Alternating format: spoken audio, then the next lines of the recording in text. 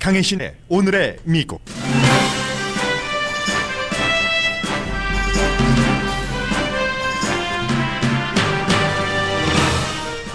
2019년 뉴스 사이클은 연방정부 폐쇄로 시작해 하원에서의 대통령 탄핵으로 마무리됐습니다.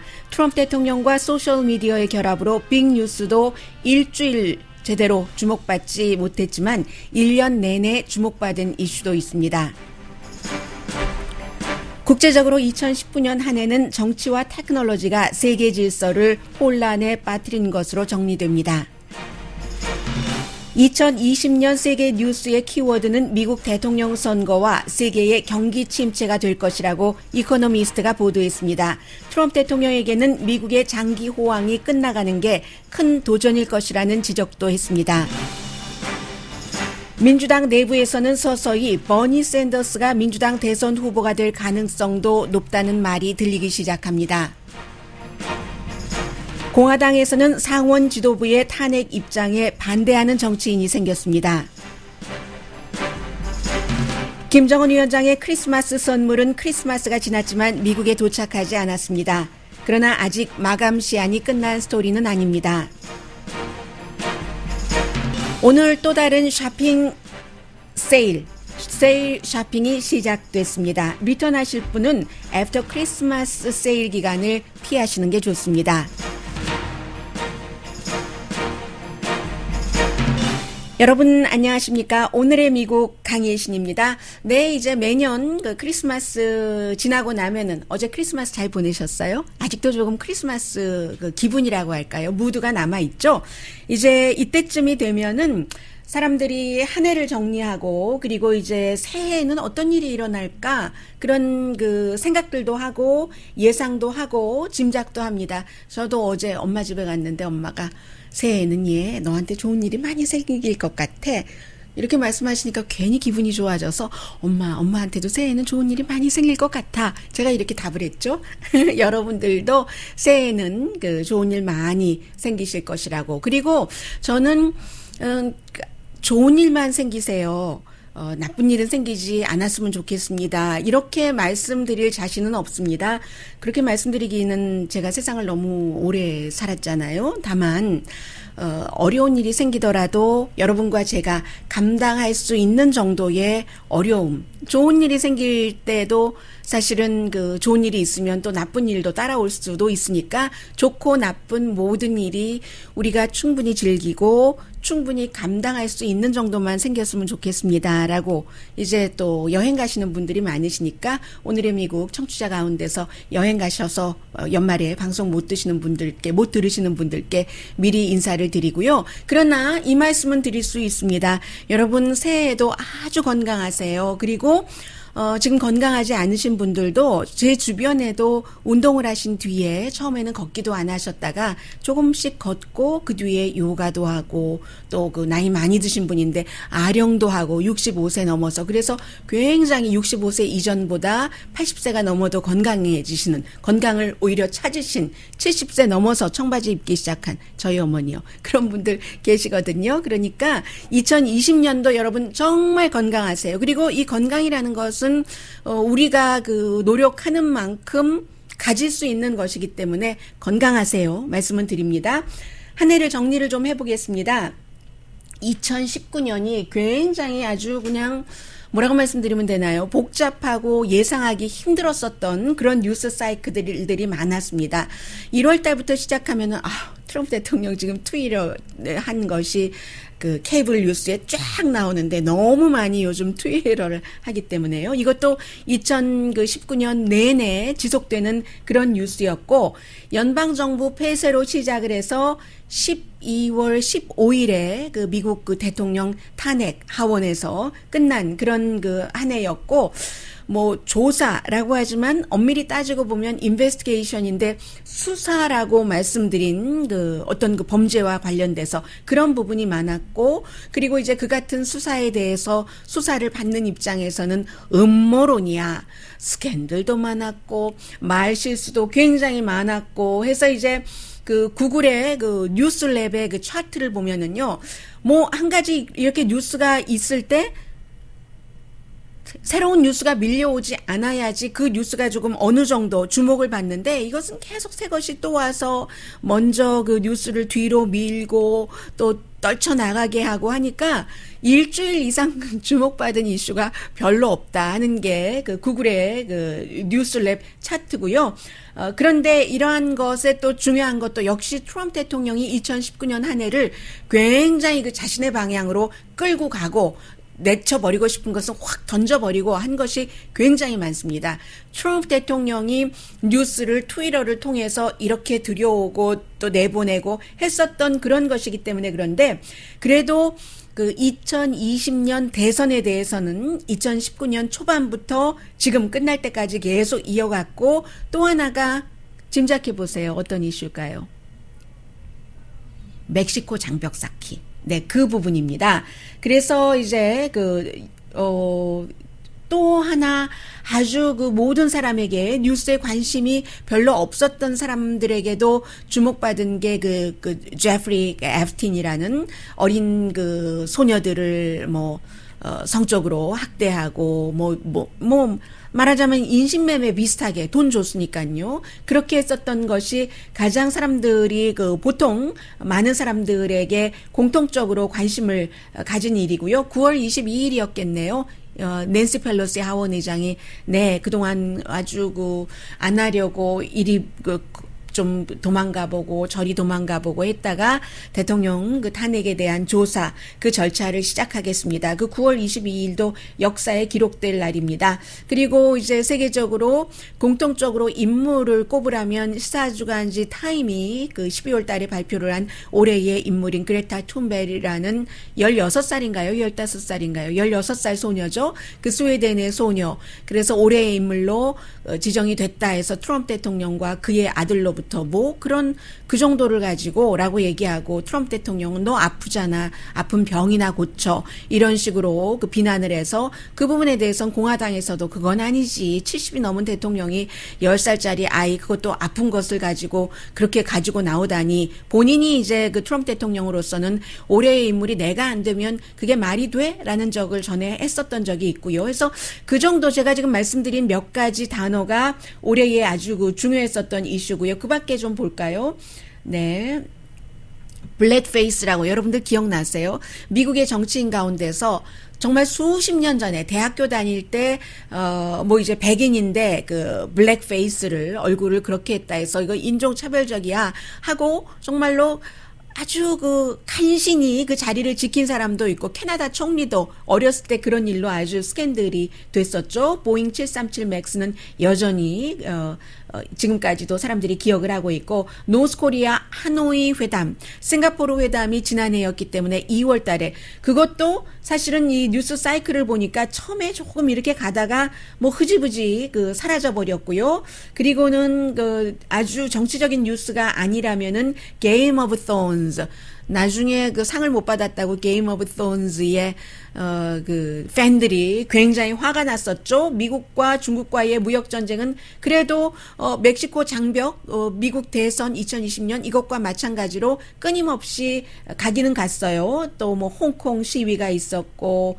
리세션 이 부분이 제가 2020년에 가장 관심이 가는 부분인데요. 미국에서는 아니다 하는데 영국의 그 이코노미스트는 계속 미국의 경제가 완전한 경기 침체는 아니지만 굉장히 어려워질 것이라고 예상을 하고 있고요.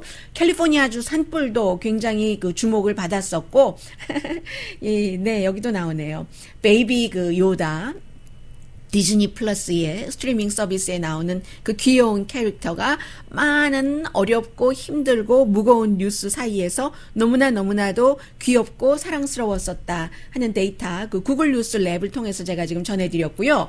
그렇다면 2020년은 어떻게 될 것인가 2019년을 돌아보면서 약간의 예상이 있는데 그런 예상들을 제가 여러 매체의 그 뉴스를 종합을 해서 조금 정리를 해보면 미국의 대통령 선거는 굉장히 그 미국 단어 하나로 표현되자면 어글리한 일렉션이 될 것이다 하는 것이고요. 그리고 경제도 그다지 좋지는 않을 것이라는 게 종합적으로는 그쪽으로 가는 것 같거든요. 해서 미국 경제와 세계 경제가 유럽에서는 이미 슬로우다운이 시작이 됐고 이런 것이 대선과 주거니 받거니 하면서 서로 나쁜 영향을 미칠 수 있는 게 지금 2020년이라고 말씀을 드리고요.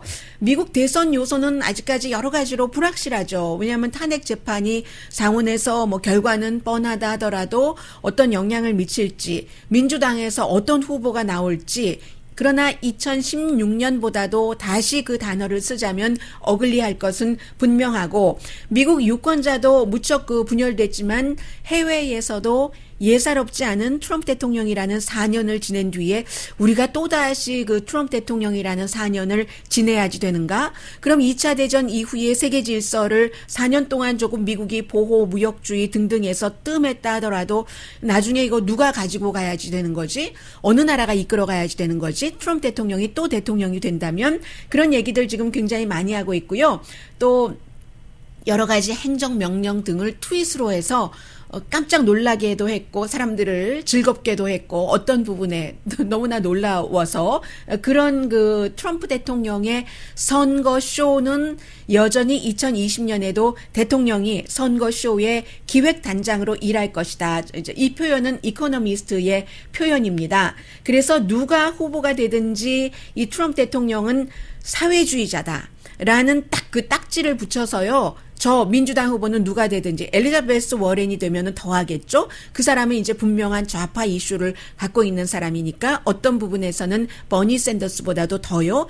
그래서 소셜리스트다. 소셜리스트 민주당이 대통령이 되고 나면은 이민자들을 그냥 마구 끌어들여서 미국을 더럽게 만들 것이고 극좌파의 이슈로 미국을 망가뜨릴 거야. 이렇게 이제 트럼프 대통령이 선거 캠페인을 하게 될 것이 분명하고요. 다른 후보가 돼도 마찬가지입니다. 엘리자베스 워렌이 아니라도 조 바이든이 되던 핏 브리저지가 되던 또 잠시 뒤에 광고 들으신 뒤에 여러분들께 전해드리겠습니다만 오늘 그 폴리티코는 이거 버니 샌더스가 다시 그 민주당의 대선 후보가 될 수 있는 가능성이 점점 높아지는 것 같다라는 거 보도를 했는데 누가 되던 트럼프 대통령은 소셜리스트다 이렇게 하면서 마구 때릴 것인데 트럼프 대통령에게 가장 안 좋은 선거 이슈 뉴스로는 미국의 경제가 차가워진다. 세계 경제와 같이 가잖아요. 어차피. 근데 이것도 또 아이러니네요. 중국과의 무역 전쟁이 일단 약간 조금 그 괜찮은 방향으로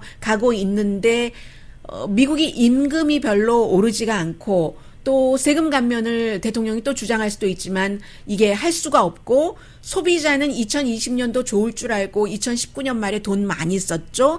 2020년 초에도 돈을 쓸 텐데 그런데 확신 지수가 점점 내려가면서 대통령은 뭐 주식시장도 조금 흔들릴 것으로 예상을 하는 사람들이 많고요. 실업률이 당연히 오르기 시작할 것이라고 보고 있는 전문가들도 많습니다. 미국이 완전한 경기 침체를 피할 수 있는 것은 연준이 7월 달부터 이미 이자율 조정을 하기 시작해서 그런데 연준이 할 수 있는 것도 그 어느 정도 한계가 있기 때문에 분위기는 글루미해질 것이다. 미국의 최장 그 오바마 때부터 시작된 경기 호황은 결국은 끝나갈 것이다라는 것이죠. 그래서 트럼프 대통령이 이미 희생양을 찾기 시작했고 연준과 제로미 파웰 그리고 이제 의회가 아무것도 하지 않는다. 아마 2020년도에 어느 회사가 제일 먼저 레이오프를 하든지 간에 레이오프를 하는 회사는 트럼프 대통령으로부터 굉장히 맞을 겁니다. 두들겨 맞는다 하는 표현이 적합할 정도로 맞게 될 겁니다. 세금 감면 요구를 또 할 텐데 의회가 또 해주겠어요? 안 해줄 것 같고요. 중국과 그 사인을 하더라도 지금 한다고 하니까 그게 이제 미니 딜인데 미니 딜이 된다 하더라도 이게 그 테크놀로지 이슈 같은 거 관세와 테크놀로지 이슈는 여전할 것으로 보고 있고요. 아무튼 경제가 좋다. 이렇게 트럼프 대통령이 자신을 지지하는 그런 그 그 기반 유권자들에게 설득하기는 조금 힘들 것 같고요.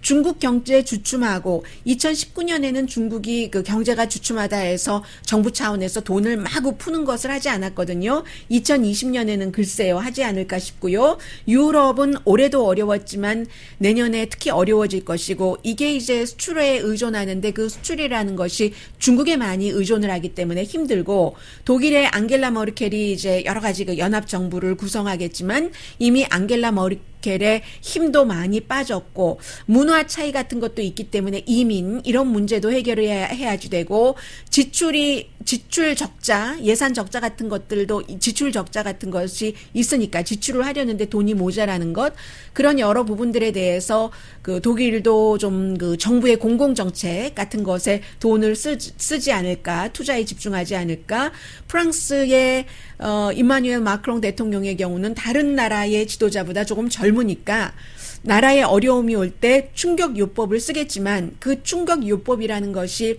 영국의 브렉시트도 있고 다른 나라와 이렇게 윤활유를 뿌린 것처럼 맞물려 가야지 되는데 그게 이제 별로 쉽지 않게 보고요. 또 중앙은행의 리더십이 변했잖아요. 이런 상태에서 트럼프 대통령은 또 하나 희생양을 찾기가 좋네요. 이게 유럽이 마이너스 이자율 이런 그 정책을 쓰고 있기 때문에 미국이 뭐 수출이 어렵고 이렇다 이런 얘기를 할 수가 있고요. 그래서 이제 캠페인 할 때 아마 트럼프 대통령이 계속해서 유럽에 관세를 부과를 하겠다. 이게 이제 중국이 했었던 것이 해결되면서 그쪽으로 그러면 투자가들은 좀 어떡하지 하고 확신 지수가 떨어지게 되고요. 제2의 무역 전쟁이 시작되지 않을까 2020년에 유럽을 상대로 해서 그런 전문가들 예상이 많이 있습니다. 그리고 이제 2020년에 그 스코틀랜드에서 기후 변화 그 정상회담이 있기 때문에요. 글래스고에서 유럽 정치인들은 진지하게 2020년도에 이산화탄소 그 방출량을 줄이고 그렇지 않으면 어떤 그 국가들에게 국경세 너희의 그 이산화탄소가 우리로 들어와 하고 뭐 벌금 같은 것을 물릴 것 같고 미국은 자꾸만 이런 데서도 빠져나가려고 하고 미국이 안으로 들어가면서 다른 나라들은 미국의 눈치를 안 보고 어떠한 그 이득을 찾아가죠. 그게 대표적인 예가 터키가 시리아를 침공하고 이란이 뭐 사우디나 다른 나라들을 위협하고 그리고 이코노미스트는 이런 지적도 했더군요. 그 한국과 일본이 무역 전쟁을 그렇게 할 수 있었던 것도 미국이 나 몰라라 하니까 그렇게 된 것이다라는 얘기를 하고요. 아무튼 그래서 슈퍼파워가 약해질 때 역할을 하지 않고 자신들의 슈퍼파워의 역할을 물론 슈퍼파워가 돈을 내는 것도 많고 양보를 해야지 되는 것도 있지만 그보다 큰 그 상징적으로 당신이 슈퍼파워야 하면서 얻어가는 것들도 있잖아요. 그럴 때 아무튼 다른 나라들은 기회주의자 국가들은 자신들의 행운을 만들어서 챙겨간다. 그럴 때는 또 어떤 중요한 점이 있냐면요. 비상사태가 발생할 수도 있는 거죠.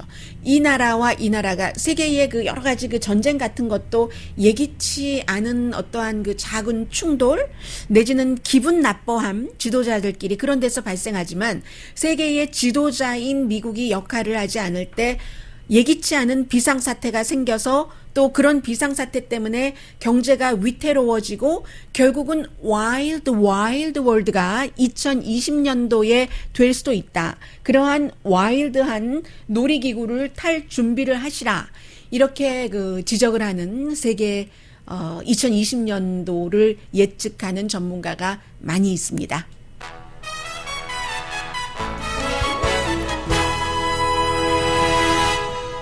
잠시 뒤에는 좀 전에 말씀드린 조금 새로운 내용 정치에 관련해서 전해드리겠습니다.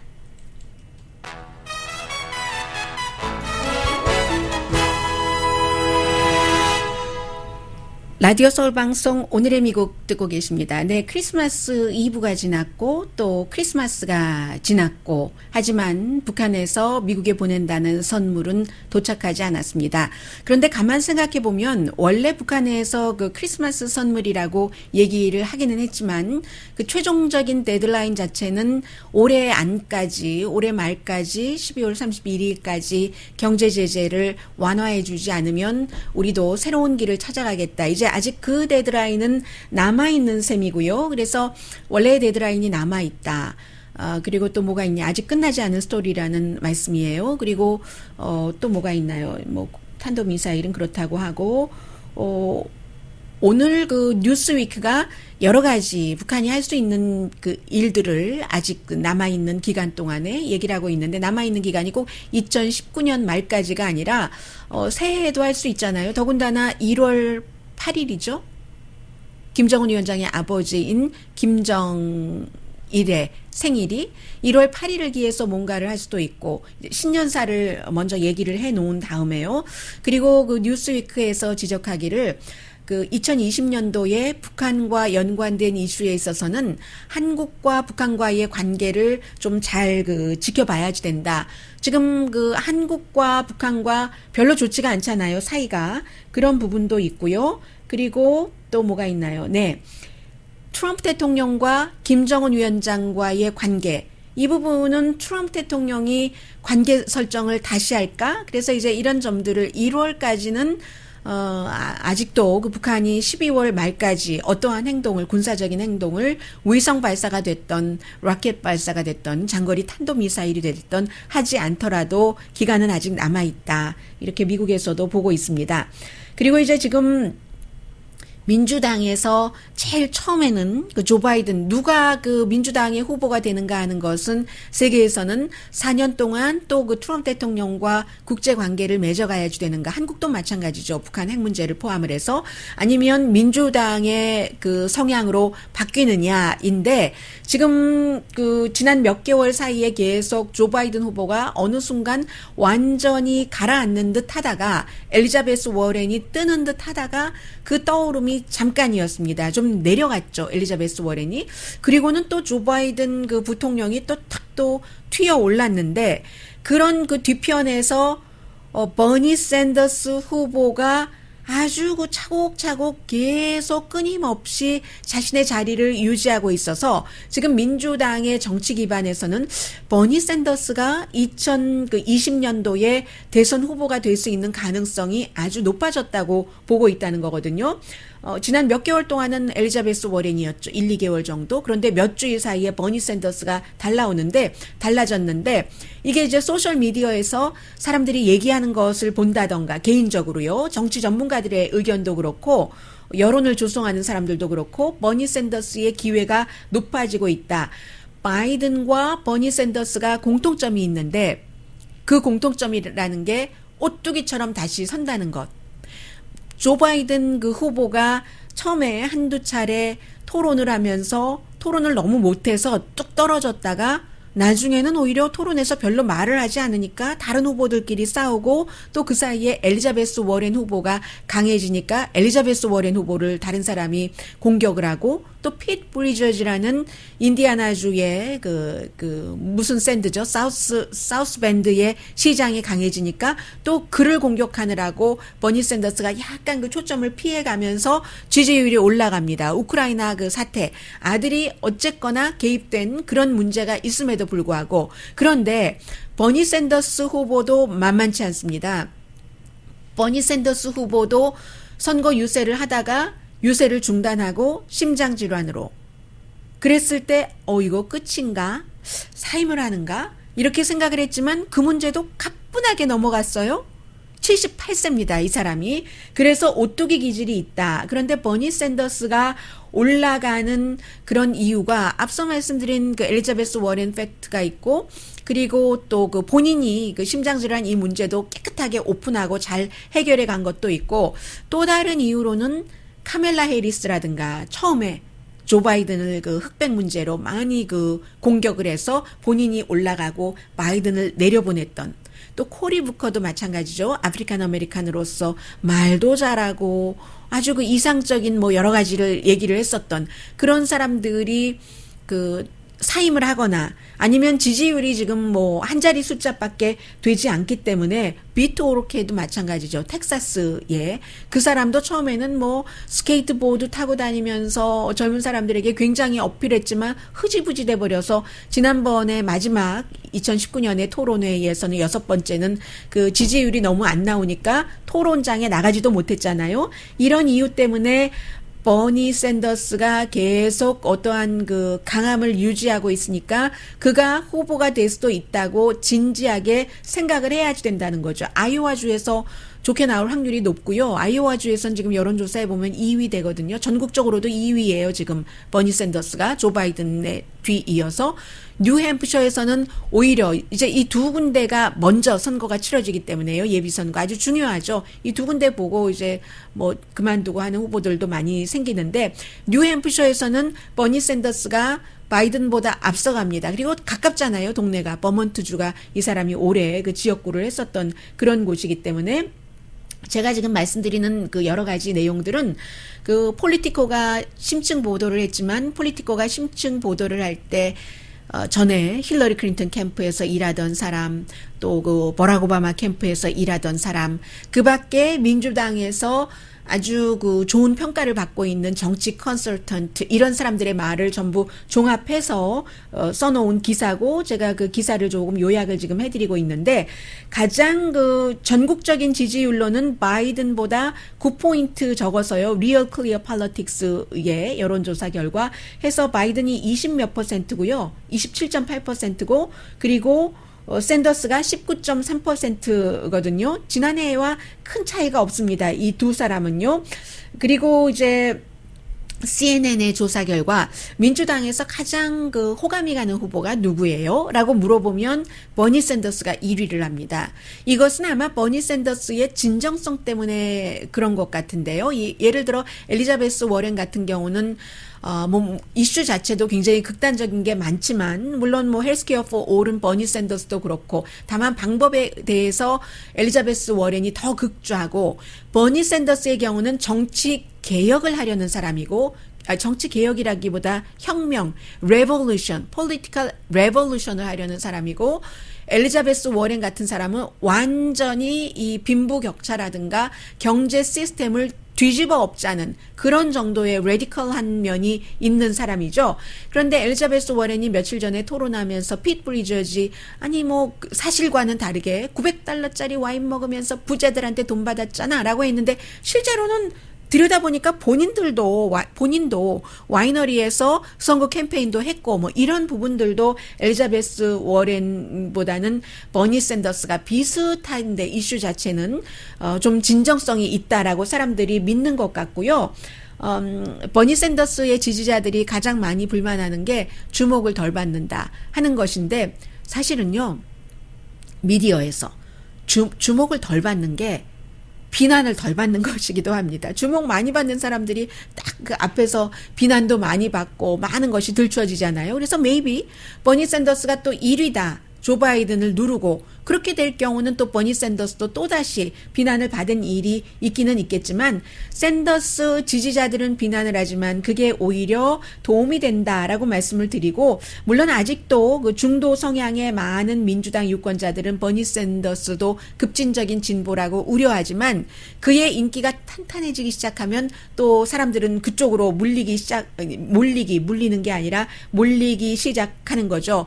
트럼프를 이길 수만 있다면 이런 형태로 하면서요. 그리고 또 하나는 버니 샌더스 후보의 인기가 지속되는 것 가운데 하나가 제가 며칠 전에 이제 하일랜드 파크이라는 동네가 있잖아요. 그 하일랜드 파크에 빈티지 샵을 갔는데 그 빈티지 샵이 모델 출신의 어떤 여성과 남성, 보이프렌드, 걸프렌드예요. 이 두 사람이 운영을 하는 가게인데 오랜 동안 운영을 했고 거기서 뭐 영화 촬영도 많이 하고 합니다. 그런데 이 빈티지 샵의 남자 주인이 4년 전에 아들이 버니 샌더스를 그 지원하면서 그 버몬트까지 가서 버니 샌더스 캠프에서 그의 캠페인을 돕는 일을 한다고 했어요. 그래서 제가 며칠 전에 가서 이 사람에게 물어봤죠. 그 아드님 잘 있냐고 그랬더니 잘 있다고. 아직도 우리 아들이 버니 샌더스 캠프에서 일은 하지 못하지만 왜냐하면 그 4년 전이니까 젊은 사람이니까 20대 아니겠어요? 젊은 사람이니까 일자리를 잡았겠죠. 그렇지만 지금도 열렬하게 버니 샌더스를 지지하고 있다라고 얘기를 하더군요. 그 4년 전의 지지가 지금까지도 그 변하지 않은 이런 모든 것들이 버니 샌더스는 후보 그 토론회에서도 다른 후보를 공격할 때도 본인이 믿는 한 그 믿는 한도에서 공격을 하지 정치적으로 내가 지금 이 말을 하는 게 이득이 될 거야. 이런 건 안 하거든요. 그래서 이제 한번 그를 좋아하는 사람들이 끝까지 좋아하는 게 아닌가 이런 생각이 들고요. 이 내용은 짧게 말씀드릴게요. 리사 머콜스키라고 엘라스카가 지역구인 공화당의 연방 상원의원이 있죠. 좀 중도 성향이죠. 여성이고 하기 때문에 공화당이 굉장히 극우로 갈 때는 당과 다른 입장을 많이 내놓습니다. 예를 들어서 지난번에 이제 그 브렉 캐버너 연방 대법관 그 인준 청문회 때도 그렇기는 했는데 물론 찬성표를 던졌죠. 찬성표 던진 것으로 기억이 됐는데요. 네, 그랬지만 아무튼 그런 그 상원 의원인데 이 상원 의원이 지금의 공화당에서는 아주 드물게 미치 매코넬 연방 그 공화당 상원 원내대표가 트럼프 대통령과 너무 완전히 그 야합이 아니라 뭐죠? 협업이다. 완전한 퍼펙트한 협업을 하고 있다. 탄핵 재판에 대해서. 그래서 나는 그게 마음에 안 들어 하고 당과 다른 목소리를 처음으로 냈다는 겁니다. 미치 매코넬이 백악관과 딱 붙어 있는데 그게 나를 바더해라고 얘기를 하면서 미치 매코넬이 그런 얘기를 여러 번 했죠. 특히 이제 팍스에 출연을 해서 많이 얘기를 하는데 공화당 그 상원 원내대표로서 우리 그 공화당의 상원과 백악관의 탄핵에 관한 입장이 똑같다라고 얘기를 하고 있고요. 그런데 그에 대해서 머콜스키 의원의 경우는 당이 아무리 우리 당의 대통령이지만 탄핵은 또 우리 그 정치인들의 헌법에서의 일을 하는 그런 그 의무이기 때문에 그 의무에 충실하게 사실에 입각해서 하는 거지 당 그 지도자가 우리는 백악관과 입장이 똑같이 한다라고 얘기를 하는 것이 마치 나에게는 장갑을 딱 끼고 이 사람을 위해서 싸울 준비가 돼 있다는 장갑을 끼고 대통령을 방어할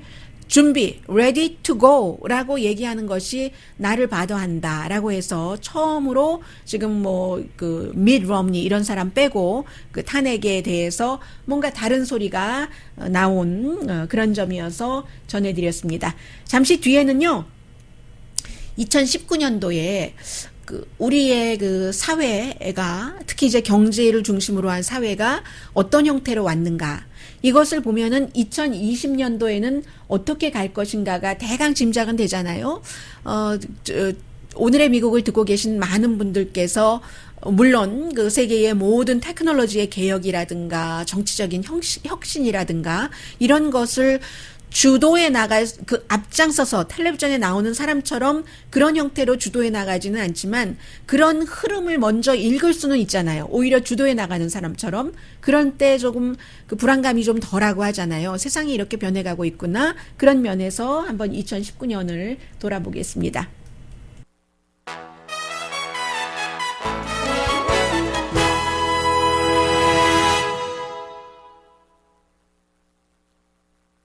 라디오 서울 방송 오늘의 미국 듣고 계십니다. 네, 이제 뭐 곧 사인을 한다고 하니까요. 미국과 그 중국이 1차 무역 협상 합의에 대해서 10월 달에 이게 없었었고 11월 달에요. 보니까 전달보다 이제 이때도 뭐 협상이 된다 안 된다 이런 말이 있었을 때잖아요. 미국에서 중국이 가장 많이 그 수입하는 게 콩이죠. 소이빈 수입이 2배 이상 늘었답니다. 그러니까 싸우지 않으면 이렇게 많이 수입해 가고 하는데 260만 톤. 260만 톤이면 얼마만큼인지 알기를 포기하겠습니다. 그리고요, 지금 2019년도 그 세계의 무역전쟁과 그 테크놀로지, 이것들이 또 어떻게 연관이 됐는가? 그런 전쟁 대 전쟁, 이렇게 보고 있는 사람들이 굉장히 많은데요. 정치와 기술이 세계의 특히 그 무역 시스템을 혼란스럽게 한다. 전문가들 의견입니다. 그래서 이제 왜냐하면 무역 전쟁인데 정치로 시작된 것이 이 무역 전쟁이기 때문에요. 그래서 중국의 떠오름과 뭐 테크놀로지 혁신 뭐 이런 것에서 중국의 경우는 미국과 무역 전쟁을 하면서 새로운 시장 찾기를 막 했죠. 그리고 중국은 새로운 시장 찾기를 하는 것에 성공을 했습니다. 브라질이라든가 아니면 뭐 아프리카 같은 데는 많은 그 지원도 해줘 가면서 그랬고요. 그리고 미국의 그 보호 무역주의의 경우는 지금 공급 체인을 서로 다시 그 생각을 하게 됐고, 유럽 같은 나라도 이제 만약에 그 트럼프 대통령이 재선이 된다면 처음에 1년, 2년까지는 트럼프 대통령의 그 입장대로 많이 그 따라가 줬죠. 그리고 올 들어서 올 특히 그 중반기가 지나면서 다른 나라들이 그 트럼프 대통령이 듣기 싫어할 그런 얘기도 하고 직접적으로 딱 그 부딪히기도 하고 했죠. 그래서 이제 공급 체인을 다시 생각하는데 미국으로서는 가장 그 큰 예가 나프타죠. 미국 바로 아래에 있는 나라 멕시코와 미국 바로 위에 있는 나라 캐나다, 이웃끼리는 그 물류 동선을 비교를 할 때 잘 경제적으로 해나가는 게 서로에게 이득이죠. 그런데 대통령이 나프타가 정말 최악의 무역딜이다 하니까 지금 뭐 USMCA로 지금 바꿔가는 그런 과정이고요. 그래서 세계 무역 시스템이 정말 어디 그 설 자리가 없이 저렇게 가장자리에서 위태위태하게 있는 그런 모습인데, 트럼프 대통령이 뭐 세계 무역기구도 글러먹었어, 뭐 중국에만 이득이 되게 하고 이런 얘기를 하고 있고, 해서 만약에 트럼프 대통령이 재선이 된다면 추가로 분쟁이 있겠죠. 왜냐하면 지금 세계 무역기구가 됐건 다른 그 세계적인 국제적인 조직에 대해서 지도부가 그 바뀌어야지 될 임기가 다 돼서 그런 시점에 미국이 계속 블럭블럭 시키고 있잖아요. 미국이 원하는 형태로 가도록 그 같은 지도자가 선출될 수 있도록 해서 이제 미국과 중국과의 무역 전쟁은 특히 시속 게임을 세계 여러 나라에게 많이 하게 했죠. 그래서 유럽도 뭐 유럽의 그 여러 나라 지도자들이 중국을 방문을 하면서 시진핑 중국 국가주석과 여러 가지 전과 달리 전보다 더 가깝게 우리 일 좀 잘해봅시다 하고 손을 꼭 잡고 하는 그런 그 모습이었고, 새로운 노멀에 좀 사람들이 익숙해지기도 했어요. 그래서 어쨌든 중국과 관계 개선을 유럽에서도 하면서도 새해에는 그럼에도 불구하고 미국과 중국이 잘 지냈으면 좋겠다. 거기에 맞춰서 중간 부품 왔다 갔다 하고 완제품이 이리 가고 저리 가고 하는 물건이 교환되고 하는 시스템을 새로 완전히 바꾸려면 돈도 많이 들고 기간도 많이 들고 하잖아요. 그런 것을 사람들이 좀 원하고 있고요. 또 이제 새해에는 연말이 오면서 약간 그 제조업이 안정적으로 된다던가 하는 것 때문에 투자가들이 위험 부담을 받아들이면서도 뭐 새로운 상품에 투자를 한다던가 이머징 마켓, 떠오르는 그런 그 제3의 마켓에 투자하는 것들이 조금은 이제 그 안정적으로 진행이 돼가고 있는데, 만약에 그 트럼프 대통령이 재선이 돼서 방향을 어떻게 끌고 갈지, 제자리를 찾아가는 것이 다시 또 백업하게 되는가, 그런 것들이 굉장히 걱정이 되고요. 중국은 2019년에는 피했지만 뭔가 그 경제가 슬로우한 성장세를 하는 데 있어서, 그러나 시진핑 중국 국가주석도 국민들에게, 인민들에게 인기를 얻어야 되잖아요. 이게 좀 안 되겠다 싶을 때는 2020년에는 돈을 많이 들이부을 테고, 그렇게 될 경우 중국 물건이 이제 예를 들어 더 싸지면 다른 나라가 수출해서 중국과 경쟁하기 힘들 테고, 유럽의 경우는 이제 중앙은행이요, 크리스틴 라가르드가 지금 지도 리더십이 바뀌고 있잖아요. 지금 마리오 드라기로 바뀌니까 그에 따른 그 변동도 있고, 또 하나 중요한 것은 은행과 이제 핀테크라고 하잖아요. 모바일, 소셜 네트워크 서비스. 은행이 아주 힘들었죠. 이제 그 소셜 그 네트워크 이 모바일 서비스로 돈이 왔다 갔다, 뭐 BMO 같은, 저도 BMO 맞죠? 조카랑 거래를 하면서도, 네, BMO 맞죠? 네. 그런 형태가 전형적인 은행을 굉장히 그 위협하고 국경을 넘어서, 예를 들어 카카오톡처럼 그렇게 하고 있어서 이커머스, 페이먼트를 그런 형태로 바꿔가고 있고, 보험회사도 위험해지고요. 중간 상인인데 없어지잖아요. 그런 모든 것들. 그리고 이제 보험회사는 또 기후변화 때문에도 그렇겠네요. 가장 큰 위협은 무엇보다도 스마트폰이죠. 구글, 애플, 페이스북, 아마존 모두 이제 그 재정 서비스에 들어가면서 이렇게 그 스마트폰으로 새로운 시스템을 적용을 하면서 누가 승자가 될까? 굉장히 아주 굉장히 궁금합니다.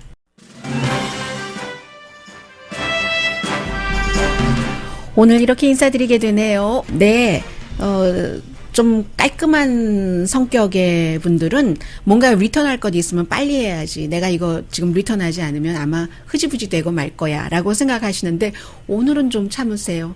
갑자기 Never on Sunday 영화가 생각나네요. 메르클리의. 너무 사람들이 쇼핑을 많이 간답니다. 뭐 68%가 애프터 크리스마스 쇼핑 세일에 참여를 한다고 하고 49%가 타겟팅으로 물건을 산다. 말하자면 뭐 로즈볼 퍼레이드 끝나고 나서 로즈볼 경기 보기 위해서 빅스크린 TV를 산다던가 뭐 그런 27%가 특별한 기프트 카드를 오늘 꼭 사야 되겠어 한다니까 오늘 하려는 사람이 너무 많으니까 오늘만은 참으세요. 강희실이었습니다.